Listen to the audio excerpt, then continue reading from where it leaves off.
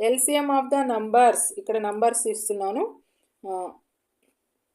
2 power 3 power 7 into 5 power 3 into 2 power 4. Second number ఏంటిది?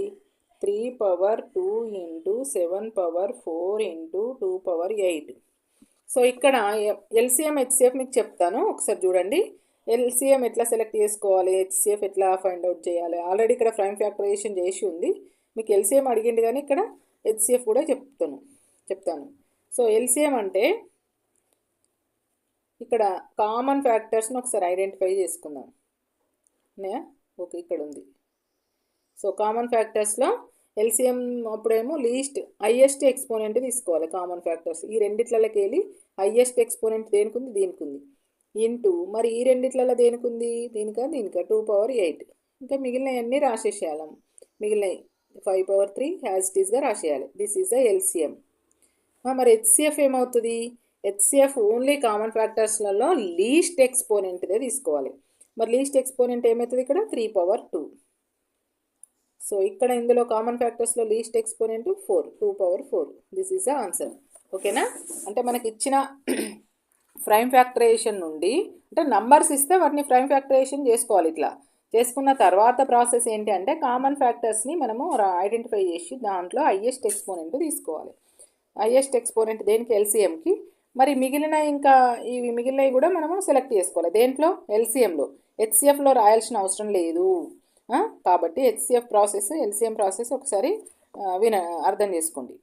Okay, next question. The HCF of the numbers, ఇక్కడ numbers ఇస్తాను. 72 and 108. So ఇందాక మనము చేసినాం కదా, మరి ఇక్కడ ప్రైమ్ ఫ్యాక్టరైజేషన్ లేదు, డైరెక్ట్ నంబర్స్ ఇచ్చిండు. మరి ఇక్కడ ఆప్షన్స్ ఏంటి అంటే 116, 2 ఏమో 26, 3 ఏమో 36, ఫోర్త్ ఆప్షన్ ఈజ్ 46. సో ఇక్కడ ఎట్లా చేయాలి అనేది ఒకసారి చూడండి. ప్రైమ్ ఫ్యాక్టరైజేషన్ కనుక్కోవాలి. ఫస్ట్ 72, 2 36 2 18 2 9 3 3. సో ఇప్పుడు 72 ఈజ్ ఈక్వల్ టు ఏమని రాయొచ్చు? 2 ఎన్ని టైమ్స్ వచ్చింది? 2 పవర్ 3. 3 ఎన్ని టైమ్స్ వచ్చింది? 3 పవర్ 2. సో అట్లే 108ని కూడా చేద్దాం. 2 5 2 4 2 2 2 7 2 తోటి పోదు కాబట్టి 3 9 3 3. సో ఇక్కడ we can write 108 is equal to 2 power 2 into 3 power 3. So మనకు ఇక్కడ కామన్ ఫ్యాక్టర్స్ని ఒకసారి ఐడెంటిఫై చేసుకుంటే ఈ విధంగా వచ్చింది. తర్వాత ఇంకా కామన్ ఫ్యాక్టర్స్ ఇవి ఉన్నాయి. మరి ఎల్సిఎం ఇక్కడ ఏమడిగింటున్నానా? హెచ్సిఎఫ్ అడిగిండు. హెచ్కి ఆపోజిట్ ఎల్ అని గుర్తుపెట్టుకోండి. Least exponent. కాబట్టి ఇక్కడ ఈ కామన్ ఫ్యాక్టర్స్లో లీస్ట్ ఎక్స్పోనెంట్ ఏంటిది? 2 పవర్ 2. సో ఈ రెండిట్లలో లీస్ట్ ఎక్స్పోనెంట్ ఏంటి? 3 పవర్ 2. సో ఇది చేసి సాల్వ్ చేస్తే ఏమైతే 2 పవర్ 2 అంటే 4, 3 పవర్ 2 అంటే 9, 3 3 9 4 36. సో ఆన్సర్ ఇక్కడ ఉంది కదా, 36 ఈజ్ ద రైట్ ఆన్సర్. జాగ్రత్తగా విని నోట్ చేసుకోండి. ఇది హెచ్సిఎఫ్. ఎల్సిఎం కనుగోవాలంటేనేమో హైయెస్ట్ ఎక్స్పోనెంట్ తీసుకోవాలి. 2 పవర్ 3 అవుతుంది. నెక్స్ట్ 3 పవర్ 3, 8 ఇంటూ 27 మల్టిప్లై చేస్తే వచ్చేదే ఎల్సిఎం. సో ఎల్సిఎంకు హెచ్సిఎఫ్కు తేడా గుర్తుపెట్టుకోండి. So which is the LCM of greatest 2 digit number and the greatest 3 digit number.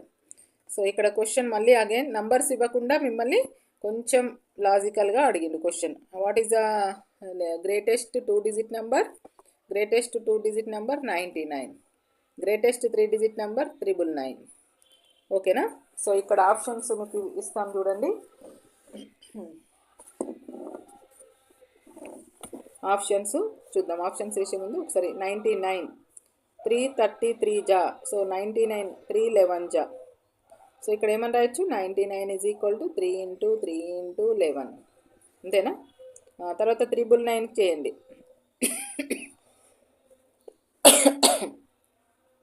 333 3111 పోతుందా? ఇంకా 111 పోతుందా? దేనితోటైనా 3 తోటి పోతుంది కదా. ఎందుకంటే 3 తోటి ఎట్లా పోతుంది అని చెప్తున్నాము. సమ్ ఆఫ్ ద డిజిట్స్ వేసుకోండి. 1 + 1 + 1 3 3 3 7 ఓకేనా. 37 అంటే ఇక్కడ 999 ఈజ్ ఈక్వల్ టు ఏమొచ్చింది 3 into 3 into 3 into 37. 37 is a prime number, so we can stop here. ఓకేనా. సో ఇప్పుడు 99 ఈజ్ ఈక్వల్ టు ఏమని రాయొచ్చు 3 స్క్వేర్ ఇంటూ 11, ఇక్కడ 3 క్యూబ్ ఇంటూ 37. మరి ఎల్సిఎం కనుక్కోమన్నాడు కాబట్టి మనం హైయెస్ట్ ఎక్స్పోనెంట్ ఎందులో ఉంది, ఇల్లో ఉంది. So what is the LCM చూడండి, ఇక్కడ ఎల్సిఎం ఈజ్ ఈక్వల్ టు 3/3 రాస్తున్నాము. మళ్ళీ మిగిలిపోయిన నంబర్స్ కూడా రాయాలి, అంటే ప్రైమ్ ఫ్యాక్టర్స్ కూడా రాయాలి. 11 ఇంటూ 37, ఇది ఎంత ఆన్సర్ వస్తుందో అది చేసుకోండి అంతే. ఓకేనా, ప్రాసెస్ ఇది. నెక్స్ట్ వచ్చేసి what is the HCF of and where is a natural number. What is the HCF?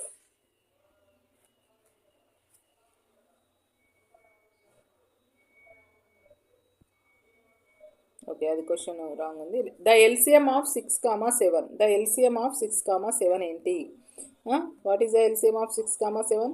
6,7 అనేటి ఫస్ట్ ఏ నెంబర్సే చూసుకోండి నాన్న. ఇవి కో ప్రైమ్స్ అవుతాయి. ఈజీగా ఊరికే ఆ మెథడ్ చేయకుండా, డివిజన్ మెథడ్ చేయకుండా మనం ఈ నంబర్స్ ఏంటి అని ఐడెంటిఫై చేయాలి.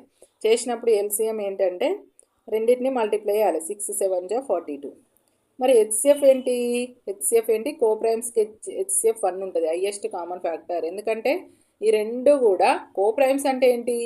2 numbers having no common factors except 1. 1 అనేది అన్నిటికీ ఫ్యాక్టర్ అవుతుంది. 1 is factor of every number. కాబట్టి కో ప్రైమ్స్ యొక్క హెచ్సిఎఫ్ ఏమవుతుంది? 1 అవుతుంది. మరి ఎల్సిఎం అన్నప్పుడు product of these numbers 6 co primes అనగానే ఆ రెండింటిని మల్టిప్లై చేస్తే సరిపోతుంది. ఓకేనా. ఎప్పుడు కానీ ఎల్సిఎం అని క్వశ్చన్ వస్తే అవి కో ప్రైమ్స్ అయినాయా అయితే వాటిని మల్టిప్లై చేసేసేయండి. ఓకేనా. సో నెక్స్ట్ క్వశ్చన్ వచ్చేసి ద హెచ్సిఎఫ్ ఆఫ్ 72,108. 72,108 ఇందాక వచ్చింది కదా 36, మళ్ళీ రిపీట్ అయింది. ఓకే. సో నెక్స్ట్ వచ్చేసి ద హెచ్సిఎఫ్ ఆఫ్ 1001. ఒక నిమిషం.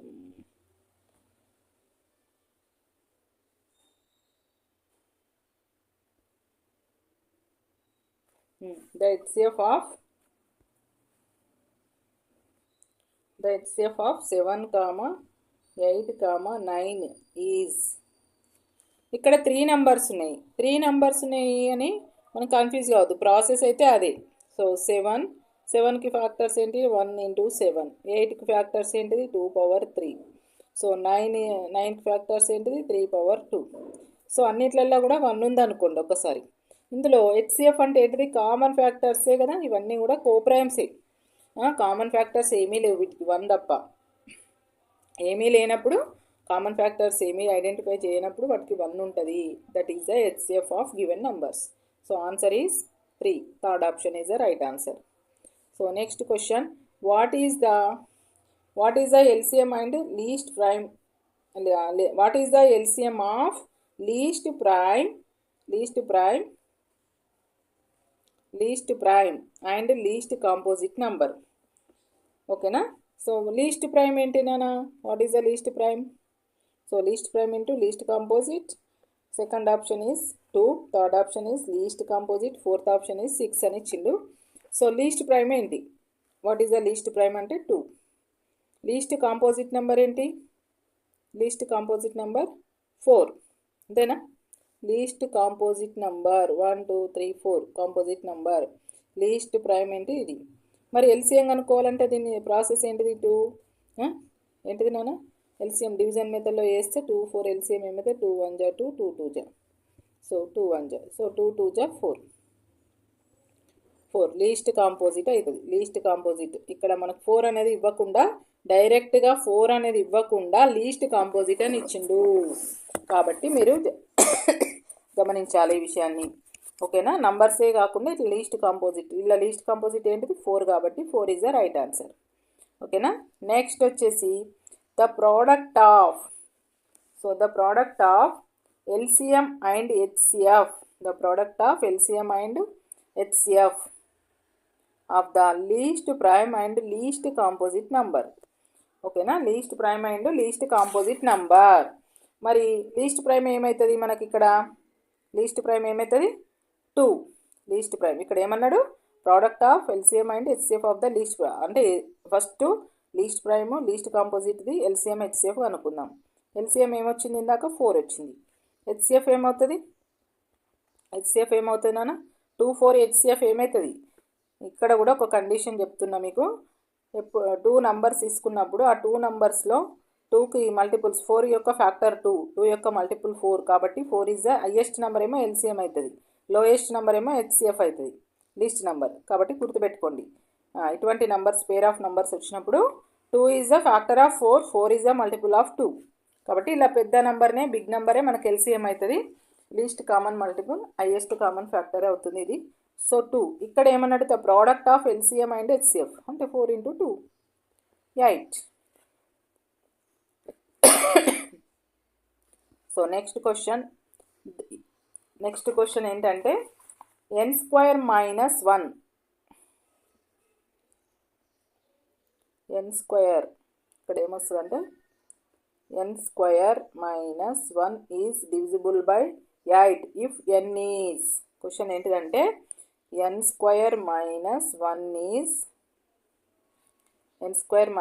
1 is divisible by 8 if n is. n ఏమై ఉండాలి? n దగ్గర ఏమై ఉండాలి? ఏ నెంబర్ ఉంటే అది 8 తోటి డివిజిబుల్ అవుతుంది అని అంటుండు. సో ఇక్కడ n is equal to trial and error method చేద్దాం. n ఈజ్ ఈక్వల్ టు 1 తీసుకుందాం. n ఈజ్ ఈక్వల్ టు 1 తీసుకుంటే 1² - 1 అంటే 0 వస్తుంది. n ఈజ్ ఈక్వల్ టు 3 తీసుకుంటే 3² - 1 అంటే 9 - 1 ఈజ్ ఈక్వల్ టు 8. అంటే ఇక్కడ ఏముండాలంటే n ఈజ్ ఆడ్ నెంబర్ ఉండాలి. You take any odd number. 3 తీసుకోండి, 3 × 3 = 9 తీసుకున్నాం ఆల్రెడీ. 5 తీసుకోండి, 5 × 5 = 25. 25 - 4 అంటే 24. తర్వాత 7 తీసుకోండి, 7 × 7 = 49 అంటే 1 అంటే 48. 48 కూడా 8 × 6 = 48 కాబట్టి డివిజిబుల్ 8. అంటే ఇక్కడ క్వశ్చన్లో ఫైనల్గా మీరు అర్థం చేసుకోవాల్సింది n అనేది ఎనీ ఆడ్ నెంబర్. ఇక్కడ ఆన్సర్ ఏంది? Odd number. ఇక్కడ ఇచ్చింది కాబట్టి వీటినే సబ్స్టిట్యూట్ చేసే ప్రయత్నం చేయాలి.